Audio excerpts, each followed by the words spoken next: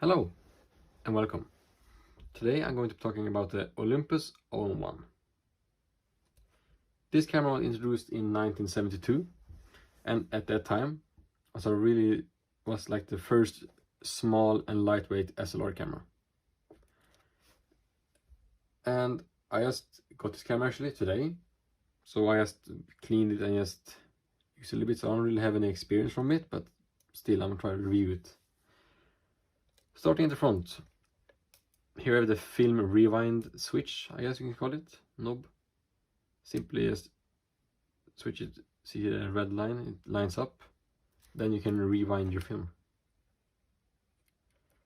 So it's not on the bottom like usually it's here. And to get it back, you simply just do that, and it's back normal now. Here's your self timer. You simply wind that down, and you see now it's loose, right? It's not broken, because this little lever here, if I control it. So if I go to shutter, and if I take the switch here, and this way maybe, yeah. You start self timers around 10 seconds, like the most self timers.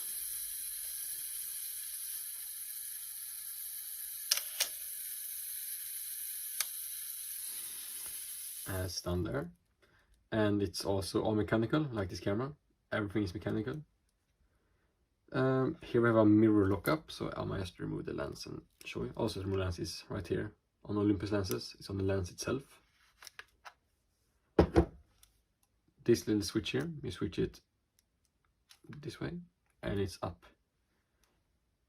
So yeah, that's the mirror lockup. Useful if you have lenses that go in the viewfinder, no, in the mirror house.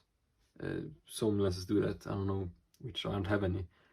But also useful for long exposures or night photography, where you don't want any camera shake, because the mirror, when it goes up and slaps up, doesn't create a vibration in the camera. So that's a nice feature.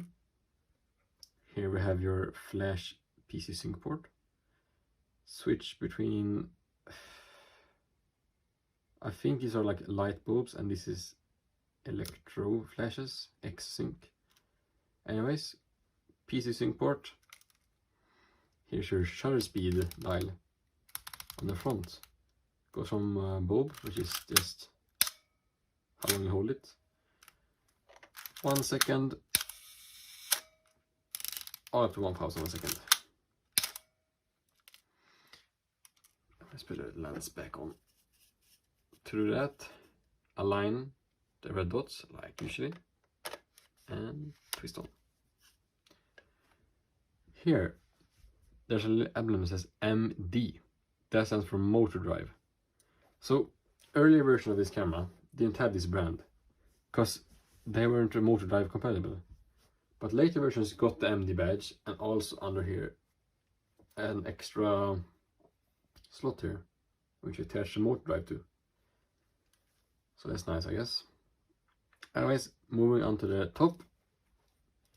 Here's your ASA or ISO dial for a light meter. And it goes all the way down from, you can just hold this button to change it, by the way. 25 all the way up to 1600.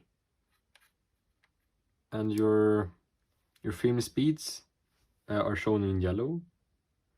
And then everything in between is just like exposure compensation of 1 or 2 stops. I set it to 400. Here is your, usually there's a little piece here, a hot shoe that you can like screw on here, but it's missing on this camera, so that's kind of sad. But anyways, here's the switch for a light meter, off and on the 2 modes. Here's shutter button, which you can use cable release thing on. Film advance lever and film counter. Moving to the back, viewfinder, which is actually really big and clear. I don't know if you can see that. I don't think you can. And to open the back, just like most cameras, you put on this lever and more, and it pops open. Cloth shutter travels vertically. No. Is it horizontally? I don't know even. Anyways, it's a standard cloth shutter. Film sprockets, film guide rail, pressure plate to keep the film pressed up on the film rails. And I guess I can show you how to load film in the camera as well. So, to load film in the camera, grab your film, down here, put this on. Now I simply drag it along here. And here's grooves. Simply put in a groove, advance it. Oh, I didn't think I did that one. Now it's on there, so now usually I just close it. And then I simply just follow this frame counter. So now it's a start. It says 1 dot, 2 dots, and 1.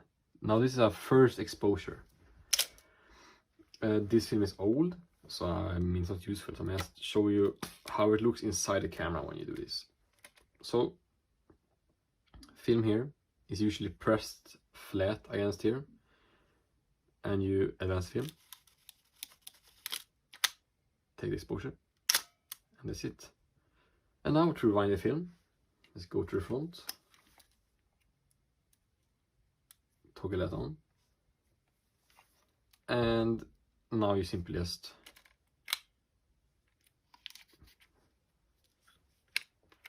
reel it in. And of course, when you're shooting with real film that's not old, don't open the back when you do this, it's gonna ruin the film. And now I'm just keep this. Go into the bottom. Motor drive, socket, tripod mount, connector for motor drive, and here is where you put the batteries in. This camera uses these old mercury batteries, which are not sold anymore. So this is just a 1.5 volt. Usually they are 1.35 volts though. So I think you have to like underexpose it a bit if you want to get correct exposure, but I don't think it should be a problem. Just put a battery in there, positive side up, and you close it.